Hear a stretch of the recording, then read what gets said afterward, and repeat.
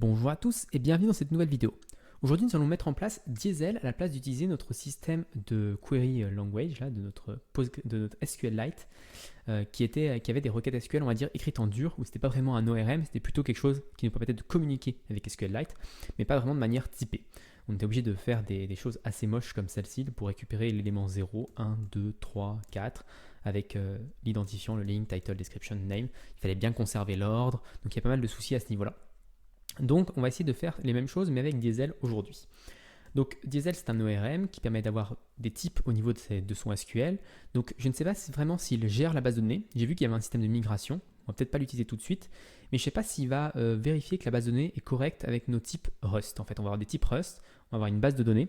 Et j'aimerais savoir si les deux sont... Je ne sais pas si Diesel va vérifier que les deux sont corrects ou si il va simplement nous faire confiance sur le fait que les types Rust correspondent à ceux de la base de données.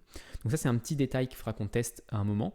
Mais en attendant on va essayer de mettre en place quelque chose. Donc si on fait le get started de Diesel, ce qui me pose problème c'est qu'il y a beaucoup de choses et c'est assez complexe. Déjà ils utilisent une librairie, ils ne sont pas vraiment dans un projet Rocket. Donc déjà ça va être c'est un peu compliqué à suivre. En plus ils utilisent des migrations, ils utilisent Diesel CLI pour générer des choses. Et donc je trouve ça un peu trop complexe à mon goût. Dans l'exemple de Rocket, Rocket a des exemples où ils ont une to-do list avec des tâches à faire et ça utilise Diesel. Donc c'est ça qui va je pense que c'est plus simple comme ça parce qu'ils n'utilisent pas les migrations et ça me paraît plus accessible. Donc je vais essayer de reproduire un petit peu la même chose que ce qu'eux ils ont fait dans leur exemple. Le premier truc à faire, ça va être de changer notre configuration de requête. Donc au lieu d'utiliser SQLite Pool dans notre cargo toml, ici, on va plutôt utiliser Diesel SQLite Pool. Ensuite, notre database, ça ne va pas changer, ça va être une base de données SQLite. On va avoir un use rocket conscript database Diesel dans notre main, donc à la place d'avoir ici notre connexion. Et dans notre DB, on aura Diesel SQLite connexion. Donc ça, c'est notre base de données qui est ici. Au lieu que ce soit connection, ce sera Diesel SQLite connection. Ensuite, notre attach fairing, ça ne change pas. Dans notre log, on va récupérer toujours la base de données. Par contre, on ne pourra pas faire la même chose parce que ce ne sera pas le même type de base de données. Donc si je vais ici dans mon c'est ici, voilà par exemple, je récupérais DB connection, ici le con, et je vais faire con.prepare parce que ça ne va pas du tout être la même chose pour Diesel. Là, ça va être par exemple filter, ID, équivalent, voilà, enfin tout ça. Donc là, si je recompile, normalement, on va avoir des erreurs. Donc déjà, il va recompiler avec Diesel, il va retélécharger Diesel, mais normalement, il y aura quelques erreurs. On va regarder un petit peu l'exemple et on va essayer de comprendre comment ça fonctionne. Donc on a notre structure ici qui dérive certaines choses de queryable, insertable. Donc ça c'est assez intéressant. Insertable on ne va pas avoir besoin je pense parce que c'est pour créer, insérer en base de données. Nous ce qui nous intéresse c'est plutôt queryable. Je ne sais pas si le serialize est nécessaire non plus. Peut-être parce qu'il le retourne en JSON. Je ne sais pas trop pourquoi serialize. Pour l'instant je vais essayer de faire juste queryable et faire un table name. Je pense que c'est les deux choses dont on a besoin. On aura aussi ces schemas à rajouter et ce use Diesel je pense. Donc je vais retourner ici, je vais faire mes use Diesel, mon mode schema, ça va être ma table, donc ma table ça va être links, all links, pour l'instant on va essayer de tout copier-coller, voir un petit peu où ça plante si on a des soucis. Donc links DSL là c'est bon, donc notre table links elle contient d'un ID qui est un integer, un URL qui est un texte, un title qui est un texte, une description qui est un texte et un name qui est un nullable text. Ok, donc ça c'est notre table links. Ensuite on a notre structure link ici qui va dériver de tout ça. Donc notre structure link, on va pouvoir faire ça.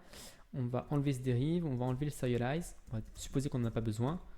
On va garder le debug et le clone, je ne sais pas si on a besoin, donc on va laisser comme ça. La table, ça va être links. Et je crois que c'est tout.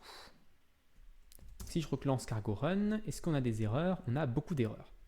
Diesel is defined multiple times. Donc self, diesel. Alors je pense parce qu'on l'importe ici. Donc ici, ce que je vais importer, c'est connection, ou même SQLite connection d'ailleurs.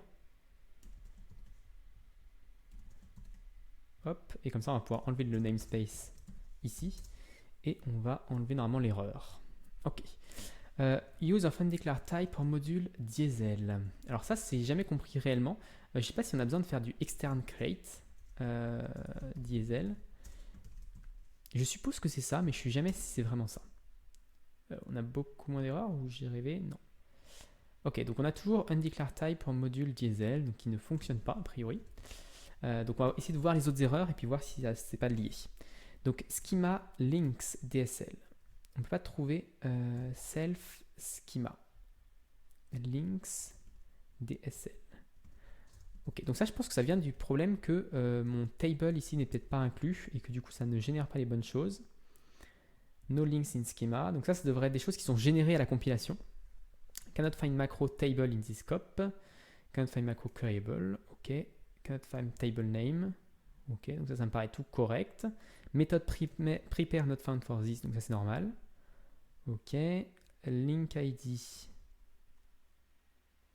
Ça c'est un petit peu bizarre. Mismatch types. Oui, effectivement, c'est pour le execute. Ok. Et quand j'ai recompilé, il me disait can't find crate diesel. Ah, c'est peut-être parce qu'il faut que je rajoute du coup dans mon cargo.toml, il faut que je rajoute diesel.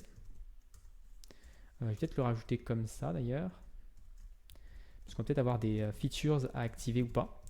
Donc là, on va mettre étoile, on va enlever ça et on va voir si ça fonctionne. Ok, donc là, il compile diesel. C'est déjà un petit peu mieux. On va regarder un petit peu la documentation de diesel, voir si dans le cargo.toml, il rajoute quelque chose.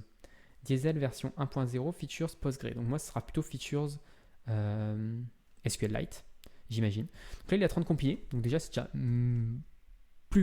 meilleur bon signe. Je ne sais pas comment le dire réellement. Mais on va voir déjà si... J'ai l'impression qu'il compile pendant longtemps, mais il compile diesel, ça doit être une grosse bibliothèque. Quoi d'autre?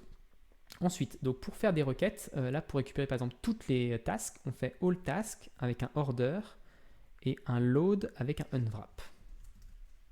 Donc on va essayer déjà de corriger tout cet élément là. Donc ici, on va faire let. Alors ça va être links égale all links. On va pas avoir de order. On va juste faire point .load dans link sur la connexion point .unwrap point virgule. Et normalement, ça devrait faire la même chose que ça. Ok, est-ce qu'on a moins d'erreurs? Diesel reimported here, help remove necessary import. Previous import of the external crate here. Ok, donc l'external crate, je suis pas sûr qu'on ait besoin. Comme je disais, je sais jamais trop quand est-ce qu'on a besoin de faire un external crate ou pas. Ce que je vais faire, c'est que je vais relancer dans une nouvelle commande pour pouvoir vraiment voir proprement les choses. Cannot find macro diesel. Ok, donc là il trouve rien du tout encore, hein, il n'a pas trouvé les choses. Alors, est-ce que j'enlève le self? On va enlever ça et essayer de voir ce que ça donne. Completed in schema link. Alors ça nous aide un petit peu déjà. Donc completed as link completed, nous on n'a pas de completed, donc on peut l'enlever je pense. C'est une erreur qui est facile à corriger. Ensuite, donc je vous l'avais déjà dit, hein, c'est pour ça que j'avais commencé par SQLite Pool, la manière un petit peu simple, parce que Diesel c'est tout de suite beaucoup plus compliqué, vu qu'il y a de la génération de code lors de la compilation, c'est toujours un peu plus compliqué. Table name, cannot find attribute table name in this scope. Unused import self schema links. Donc ça, c'est pas nécessaire. Ok. Donc celui-là, on peut l'enlever. On va commenter la partie update qui est ici. Pour nous simplifier la vie encore. Links.collect. Donc là, on ne peut pas collect un veclink. On a déjà un veclink. Donc hop, ça nous simplifie encore les choses. Les erreurs diminuent en tout cas. Expected reference, found structure. Ok. Donc là, on peut directement prendre une référence. Donc je pense que je peux juste le mettre comme ça. Non, il faut que je le récupère comme ça et ensuite ici que je passe en référence. Ok. Diesel connection is not implemented for dbcon. Ok. Donc là, on a un petit souci. On va regarder dans l'exemple. Eux, ils récupèrent un SQLite connection. Ok. Ce qui m'intéressait aussi, c'est ici, ils avaient un exemple où ils récupéraient le con et load. Alors, ils font un déréférencement d'un pointeur. Donc là, même chose, il faudrait peut-être que dans la documentation, ils expliquent un petit peu les choses. J'imagine que c'est utile, parce que quand tu déréférences le dbcon, tu dois obtenir un SQLi connection, et ensuite, tu prends le pointeur vers ça. Je pense que c'est ça l'explication. Ok, donc on n'a plus que table name qui n'est pas présent. Et là, je n'ai pas trop d'idée de pourquoi on n'a pas ce truc de présent. Donc si j'enlève ça, déjà, est-ce que ça fonctionne? Ok, donc ça a l'air de compiler. Donc le table name n'a pas l'air d'être forcément nécessaire. Et donc là, on va réactualiser la page et on n'obtient rien du tout. Panic, unwrapped, no such column, linked URL. Et donc là, c'est parfait parce que ça veut dire que notre base de données il manque l'URL. Donc je vais aller dans Database, Migrate. Et donc là, on voit qu'il n'a pas testé notre base de données. Donc dans le Migrate, je vais faire ça. Ici, je vais faire que c'est URL. Qu'est-ce que j'ai besoin de faire d'autre? Eh bien, il faut que je supprime ma base de données, que je la recrée, et ensuite que je migrate. SQLite 3, database.sqlite, database migrate et seed. Ok. Donc là, si je relance mon cargo run, normalement, ça a l'air de fonctionner. Donc notre quête ici fonctionne parfaitement bien. Donc c'est pas de souci. On a quelques petites choses qui sont un peu bizarres, comme par exemple le table name qui ne fonctionne pas. Je comprends pas trop pourquoi d'ailleurs, mais bon. Ensuite, on va réparer la mise à jour. Mais en tout cas, on a bien simplifié notre code. Vous voyez que quand on connaît, alors on a peut-être quelques petits soucis au début, mais finalement ça s'écrit assez facilement. Tout ça, on a copié-collé quelque chose, mais ça s'écrit assez rapidement. Ça nous simplifie énormément notre code à cet endroit-là où on avait quelque chose d'un petit peu moche, mais c'est juste que je ne connaissais pas assez Rust pour pouvoir avoir des choses plus jolies. Ok, donc maintenant on va faire la même chose mais pour un update. Donc on va regarder la documentation, update. Comment on fait pour update an existing record? Ok, donc diesel update, post find, set, expect. Ok. Donc ici, ce qu'on va faire, c'est qu'on va faire tac, diesel update, post find. Donc la connexion, c'est ça. Dans la table link, set. Alors le set, ça va pas être published, ça va être alors alllinks.load. Donc là, on avait importé alllinks, donc links as alllinks. Et je pense qu'on va pouvoir importer d'autres choses ici. Par exemple, on va importer name as link name. Et donc ici, je vais pouvoir dire set link name équivalent à form.name. Ici, ça va être link ID. Donc on va update en find en trouvant cet élément-là depuis links. Je ne sais pas si c'est links ou all links qu'il faut que j'utilise ici. C'est peut-être all links qu'il faut que j'utilise ici. Ensuite, on a link name, donc c'est quelque chose qui est typé, c'est une colonne de la table qu'on est obligé d'utiliser comme ça. Get result, et ici, à place de faire un expect, on va faire un unwrap, parce que c'est un peu plus simple. Et normalement, ça devrait fonctionner. C'est pas beaucoup plus court que ce qu'on avait avant, mais en tout cas, c'est typé. Ok, is not implemented, support returning cause is not implemented. Ok, donc là le get result pose problème parce qu'en fait avec PostgreSQL on doit pouvoir récupérer le link après l'avoir mis à jour. Avec SQLite ça ne va pas être possible. Donc en fait il faudrait qu'à la place de get result, il faudrait que je trouve une autre fonction qui fasse la même chose, qui fasse juste l'exécution on va dire. Mais ça je ne sais pas trop où est-ce qu'on peut trouver ça. Il y a peut-être execute tout simplement. Execute. Je pense que ça va juste exécuter la commande sans nous donner de retour. Unexpected type argument, execute connection. Donc là, il n'y a pas de type argument parce qu'effectivement, on retourne rien du tout. Donc si on retourne rien du tout, ils n'ont peut-être pas besoin. Je pensais qu'ils avaient besoin du type de l'argument pour récupérer la chose, mais non. Move occurs ici because value as type std string which does not copy trait. Form name can move out of the references take link. Ok, donc ici, est-ce qu'on peut faire ça? Une référence plutôt? Ça a l'air de fonctionner la référence. Ok. Donc maintenant, si je réactualise ici, que je mets mon nom Thibaut, et que je mets valider, ça va être bien enregistré. Donc là, tout a bien fonctionné. Donc Diesel, a priori, ça fonctionne correctement. Donc c'est pas ce qu'il y a de plus propre. Il y a encore pas mal de parties que je comprends pas et du coup, j'ai beaucoup copié-collé. Mais mais je pense qu'au fur et à mesure de l'usage, on va peut-être réussir à comprendre plus de choses. Donc là, il y a cette partie-là qui est un petit peu floue encore. Cette partie-là aussi, j'ai toujours le problème avec l'extern create. Je ne sais pas pourquoi. Le table name, je ne sais pas pourquoi je peux l'enlever. Moi, il est plutôt ici, il était ici. Le table name, je ne pouvais pas comprendre pourquoi moi je pouvais l'enlever. Il n'avait pas besoin d'y être dans mon cas. Je ne sais pas d'ailleurs où est-ce qu'il trouve le nom de la table. Donc ça aussi une petite interrogation.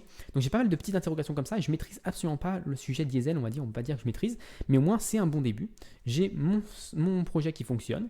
Si je fais des erreurs dans mes requêtes SQL maintenant, elles vont être typées, donc il n'y aura normalement pas d'erreur dans mes requêtes SQL, elles ne pourront plus échouer, à part si la base de données n'est pas à jour. Donc voilà, donc il y a encore pas mal de choses à voir pour s'améliorer, pour comprendre mieux Diesel et comment ça fonctionne. Mais je pense qu'une fois qu'on a la maîtrise de cet outil-là, on peut vraiment faire des choses très très puissantes. Je suis sûr que ça, j'ai cru le voir dans la documentation, que cette partie-là, on pouvait l'auto-générer à partir de notre type ici. Donc sans avoir besoin forcément toujours de mettre à jour les deux, parce qu'on voit qu'il y a pas mal de répétitions entre les deux.